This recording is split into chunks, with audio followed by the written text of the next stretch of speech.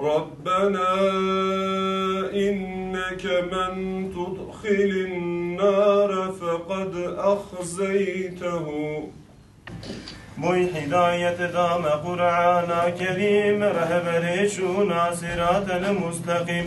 Ey fedai be şeriku be mekan tüme be iman nehili tü zaman. Durneki meta hebin ku em bejini yekdemi ya Rabbi jedini faymu bil. Seni sana miladi sarfin amine kef hali vildana cemil.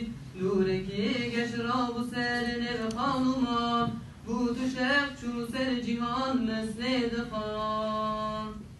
Şule da der asuman anu veda ve şeva rengen setera ahmeda ve demir ser ard mülke farsan tır acep baki ebunde yek zaman. Socenari Ya Muhammed Resulallah ne yarihe muputari Ya Muhammed Resulallah nura şebi enbiyari Ya Muhammed Resulallah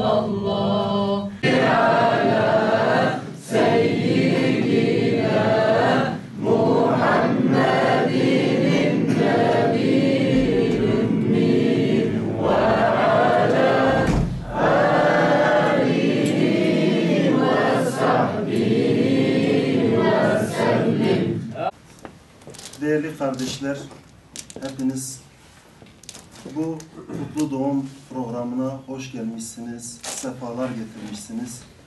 Halimin, abimin, müntefser çağrım serselahatım. Değerli kardeşler, bu tür vakitler Müslümanlar için, müminler için birer fırsattır. Evet, bugün Resulullah sallallahu aleyhi ve sellemin kutlu doğum günüdür. Evvel 12'sidir.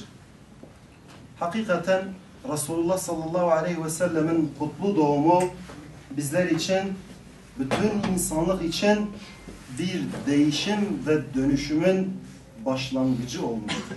Adına mevlidler, etkinlikler düzenlemesi onların Resulullah sallallahu aleyhi ve selleme olan sevgilerinin, muhabbetlerinin en büyük delili ve ispatı değil mi? Sünnetini ve hadisini uygulamalarını desteklemiyorlar mı? Öyle de olacak. Kıyamete kadar da Resulullah sallallahu aleyhi ve sellemin davası capcanlı kalacak.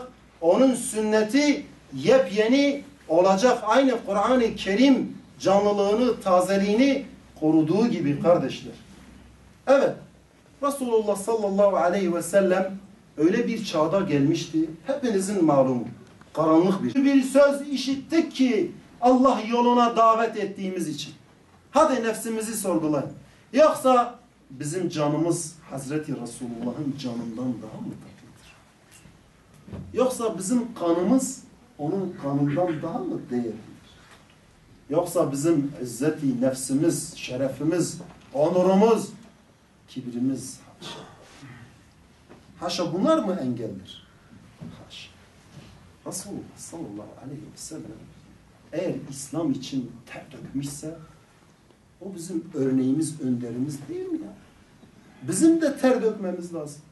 Birileri bize de hakaret etmesi lazım İslam için. İnsanlara İslam davasını götürürken. Hangimize hakaret edildi?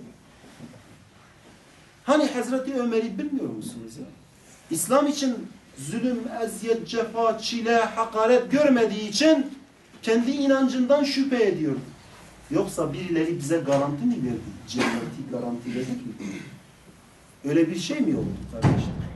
ذكر سهوات مولود محمدا وذا دام أو خلات مولود محمدا رجع ذكر سهوات مولود محمدا. Rabbim hakkın yolunda ayağımızı sabit kıl. Üstümüze razı olacağın bir sabır yoktur. Rabbim gençlerimizi ıslah et. Rabbim gençlerimizi ıslah et. Rabbim kadınlarımızı, kızlarımızı ıslah et. Rabbim kadınlarımızı, kızlarımızı ıslah et. Amin. Velhamdülillahi Rabbil alemin. El Fatiha.